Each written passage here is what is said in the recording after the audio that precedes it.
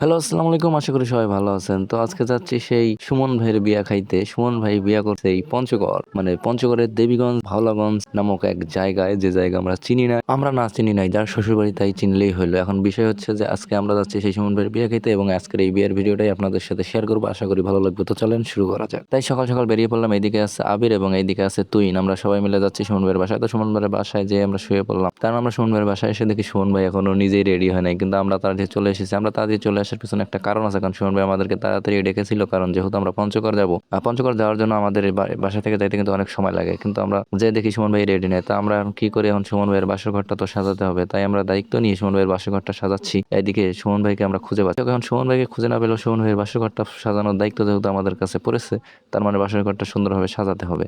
তাই আমরা সুন্দরভাবে বাসর ঘরটা সাজাচ্ছি। লাভ নাই, মানুষের লাভ দেখে কি করবো? তোর জীবনের তো কোনো লাভ নাই। বললেই ভুলে শুতে মাথা ইয়ে করা লাগবে, তাছাড়া তোর কোনো উপায়ও নাই। এটাই তো শেষ ভরসা। এইদিকে ইন্টার মায়ামি জার্সি গায়ে দেওয়া যে ছেলেটাকে দেখতে পাচ্ছেন, এটা হচ্ছে সুমন ভাইয়ের চাচাতো ভাই, সেই শাকিল মিয়া। এই শাকিল মিয়া এই বাসর ঘর সাজানোর দায়িত্বটা নিয়েছিল এবং আরিফ সাউন্ড সিস্টেম আরিফ ভাই নিয়েছিল। অবশেষে সুমন ভাইয়ের দেখা আমরা পেয়ে গেলাম। সুমন ভাই আকাশের চাঁদ, যাই হোক, এখন আমাদেরকে দেখা দিয়েছে। মানে বিষয়টা এমন হয়েছে যে যার বিয়ে তার খবর নাই, পাড়া প্রতিবেশীর ঘুম নাই। মানে আমাদের ঘুম নাই, কিন্তু যার বিয়ে তার খবর নাই। যাই হোক, অবশেষে সুমন ভাইয়ের দেখা মিললো। এখন সুমন ভাইয়ের দায়িত্ব হচ্ছে রেডি হওয়া, যেহেতু সুমন ভাই বিয়ে করতে যাবে। তো কিছুক্ষণের মধ্যে সুমন ভাইকে রেডি করাচ্ছে এদিকে সবাই, যারা দেখতে পাচ্ছেন সুমন ভাইয়ের ফ্রেন্ড এবং সুমন ভাইয়ের দুলাভাই। আর এদিকে দেখতে পাচ্ছেন আলামিন ভাই, সুমন ভাইয়ের একমাত্র বেস্ট ফ্রেন্ড, যার এখনো বিয়ে হয়নি। কোনো সিঙ্গেল মেয়ে থাকলে অবশ্যই নক করতে পারেন আলামিন ভাইয়ের জন্য। আমাদের সাথে মুরব্বী হিসেবে যাচ্ছে আরিফ ভাই। এখনো ইয়াং, ভিতরটা ভাই গ্রিন না না ভাই, মুরব্বী গ্রিন গ্রিন। আর এইদিকে আছে সবাই, এই হচ্ছে আমাদের ব্যাচের। আছি আছি আছি ঠিক আছে। আছি আর আমাদের পাইলট হচ্ছে এই ভাই, আমাদের পাইলট। আর আমার সাথে যাচ্ছে হুজুর, হেদায়েত যদি এবার হয়। কিছুক্ষণের মধ্যে সুমন ভাইকে রেডি করে দিয়ে তার গাড়িতে তুলে দিয়ে আমরা ছেলেপেলেদের গাড়ি যেহেতু আলাদা, আমাদের গাড়ি নিয়ে আমরা চলে আসলাম বড়দরগায়। আর বড়দরগায় এসে থামার একটা কারণ হচ্ছে, মানে বরের গাড়িকে সামনে দিয়ে আমরা সিরিয়াল হয়ে যাওয়ার জন্য বড়দরগায় কিছুক্ষণের জন্য বিরতি দেয়। অবশেষে বড়দরগা থেকে গাড়ি ছাড়া হয় এবং একসাথে একযোগে এই 10টা গাড়ি ছাড়া হয় পঞ্চগড়ের উদ্দেশ্যে। এদিকে আমার নাকের টিস্যু থেকে অনেকে হয়তো অন্য কিছু ভাবতে পারেন, কিন্তু বিষয়টা ওরকম না। মানে মাইক্রোর মধ্যে উঠলে আমার একটু সমস্যা হয়, এর জন্য আমি নাকের মধ্যে টিস্যুটা এমন ভাবে দিয়েছি যেন না, মানে মাইক্রোর যে একটা গ্যাস, ওই গ্যাসটা যেন ভিতরে না ঢুকতে পারে। আমাদের প্রথম প্রথম যাত্রা বিরতি হচ্ছে মডার্নে। প্রথম প্রথম যাত্রা বিরতিতে আছি আমরা সেই মডার্নে। তারপরে আমরা আবার রওনা দেবো, কি কও? তারপর আবার আমরা রওনা দেবো সেই পঞ্চগড়ের দেবীগঞ্জের ভাওলাগঞ্জের উদ্দেশ্যে।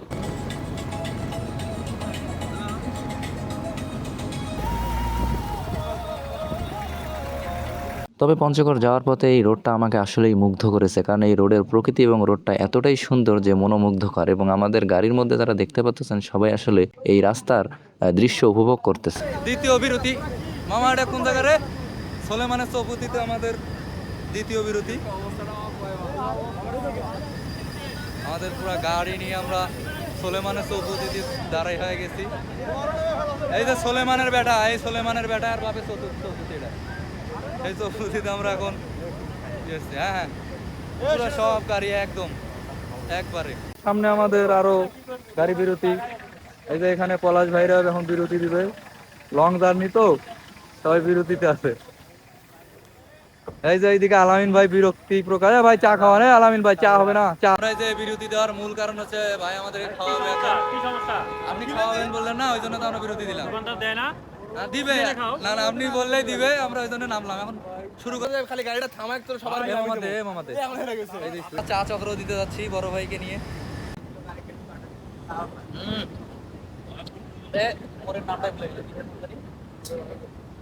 ওই যে সোলেমানের বেড়া আমাদের সাথে আছে। সোলেমানের পরে আমরা চা বিরতি দিচ্ছি। চা শেষে এখন আমরা খাচ্ছি হলো স্পিড। খাওয়াচ্ছে আলামিন ভাই। স্পিডের গন্ধ শুনে চলে এসেছে তুইনকে তো আমরা স্পিড দেবো না, কিন্তু আলামিন ভাই দিয়ে দিল। খেলার বেড়া বরফ খায়, এখন পর্যন্ত আমাকে স্পিড দিল না। স্পিড দেয় বরফ খালি। আরে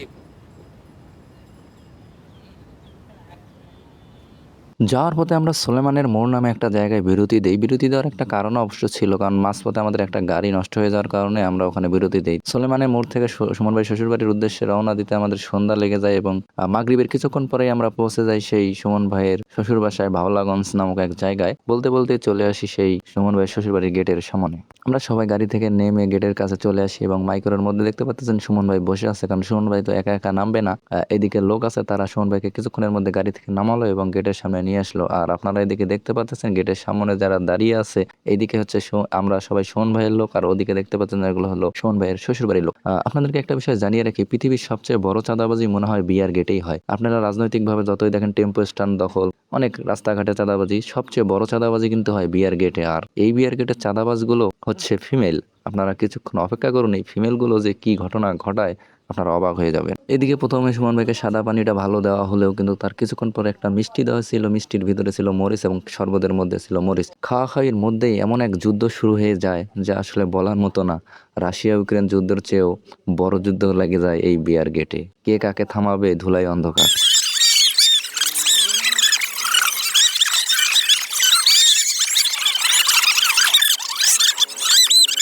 যাই হোক, গেটের যুদ্ধ শেষে অবশেষে আমরা মেয়ের বাসায় ঢুকতে পারলাম, কিন্তু মেয়ের বাসায় ঢোকার পরে আরেক যুদ্ধ শুরু হয়ে গেল এখানে বসার জায়গায়। মানে যেখানে সুমন ভাই বসবে সেখানে এসে ওই যে গেটে যে চাঁদাবাজগুলো দেখেছিলেন ফিমেল চাঁদাবাজ, তারা এখানে এসে বসে পড়েছে। এবং আর ফিমেল চাঁদাবাজ হয় এমন একটা যন্ত্রণা যে এদেরকে কিছু বলতে পারবে না, কিছু করতেও পারবে না। এটা একটা হচ্ছে সবচেয়ে বড় সমস্যা। আর হলো প্রত্যেকটা পদে পদে যে কোনো কিছুর জন্য শুধু টাকা দাবি করা, মানে চাঁদা দাবি করা। যেমন ধরেন এখানে যে বরকে বসতে না দিয়ে তারাই পিছনে বরের জায়গায় বসে পড়েছে, তাদের দাবি হচ্ছে এখানে যদি তারা বরকে বসতে দেয় তাদেরকে টাকা দিতে হবে, মানে চাঁদা দিতে হবে। যাই হোক, কোনো উপায় নেই, অবশেষে তাদেরকে চাঁদা দিয়েই বর সেখানে বসে পড়েছে। আমরা সবাই বসে পড়েছি কারণ কিছুক্ষণের মধ্যে বিবাহ সম্পূর্ণ কাজ হবে। আর এদিকে দেখতে পাচ্ছেন শাওন, সুমন ভাইয়ের ছোট ভাই, মানে এর পরবর্তী সময়ে কিন্তু এর বিয়ে। আর এদিকে দেখতে পাচ্ছেন আমার বন্ধু আশিকুর, এ কিন্তু সিঙ্গেল, এর মেয়ে চয়েস করা আছে, কিছুক্ষণ দিনের মধ্যে বিয়ে হবে। আর এদিকে দেখতে পাচ্ছেন সুমন ভাই বিয়ের প্রস্তুতি নিচ্ছে। আর এদিকে আমি তো স্টিল সিঙ্গেল, সবাই জানেন, সিঙ্গেল অলওয়েজ সিঙ্গেল। কিছুক্ষণের মধ্যে বিবাহের কাজ শুরু হয়ে যায়। এদিকে দেখতে পাচ্ছেন সুমন ভাইয়ের বউ, মানে আমাদের ভাবি। আর এদিকে দেখতে পাচ্ছেন সুমন ভাই বিয়ের জন্য ফুল প্রস্তুত, কারণ এটা হচ্ছে জীবনের একটা নতুন অধ্যায়। আর এদিকে দেখতে পাচ্ছেন সেই সুমন ভাইয়ের ফ্রেন্ড আলামিন ভাই সিঙ্গেল। কোনো মেয়ে যদি সিঙ্গেল থাকেন অবশ্যই আলামিন ভাইয়ের জন্য যোগাযোগ করবেন। আর এদিকে সবাই দেখতে পাচ্ছেন মোনাজাত ধরে আছে, মানে তাদের বিয়ে হবে পরবর্তীতে। অবশেষে বিবাহের কাজ সম্পূর্ণ হয়েছে এবং বিবাহ শেষে স্বামী স্ত্রী একসাথে খাওয়া দাওয়া করবে, এটা একটা রীতিনীতি। বিবাহ শেষে সুমন ভাই এবং ভাবি একসাথে বসে খাওয়া দাওয়া করতেছে। খাওয়া দাওয়া করেই তারা বাসার উদ্দেশ্যে রওনা দেবে। আর এদিকে দেখতে পাচ্ছেন সুমন ভাই ভাবিকে খাওয়াই দিচ্ছে এবং ভাবিও সুমন ভাইকে খাওয়াই দিচ্ছে, যদিও আমরা বলার পরে খাওয়াই দিচ্ছে।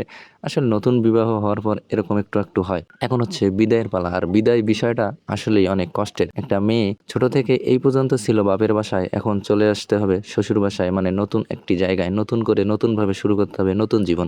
যাই হোক, প্রত্যেকটা মেয়ের জীবনে একদিন এই সময় আসবেই, এটাই নিয়ম। যাই হোক, অবশেষে বিবাহ শেষে বিদায় শেষে আমরা চলে আসতেছি বাড়ির উদ্দেশ্যে। এখন বাজে রাত 2:30, মানে আমরা বাসায় আস্তে আস্তে 2:30 বেজে গেছে। মানে এটা হচ্ছে আমাদের রংপুর শহর এবং আমরা রংপুরের সেই সাতমাথা নামক জায়গা, সাতমাথায় এসে থামি রাত 2:30-এর দিক। এবং সাতমাথায় একটা চার দোকান দেখতে পাচ্ছেন, এই চার দোকান কিন্তু 24 ঘন্টায় খোলা থাকে। সেই চার দোকানে এসে আমরা একটু চা বিরতি। রাত বাজে 2:30, আমরা সাতমাথায় দিচ্ছি চা চক্রে প্রধান আসামি। এইদিকে দোকানদার আমাদের এলাকার, চোখে ঘুম, আলাইন ভাইয়ের আবার খাওয়া হয় নাই। এই ভাই আলাইন ভাই চোখে ঝাপসা থেকে এই নিয়ে চলছে আমাদের প্রায় 2:30টার মিশন। কখন যে বাড়ি যাই, বাড়ির কাছাকাছি চলে আসছি। ভাই ভাবির থেকে অনুমতি নেন ভাই, কালকে খেলা আছে বিকেলে।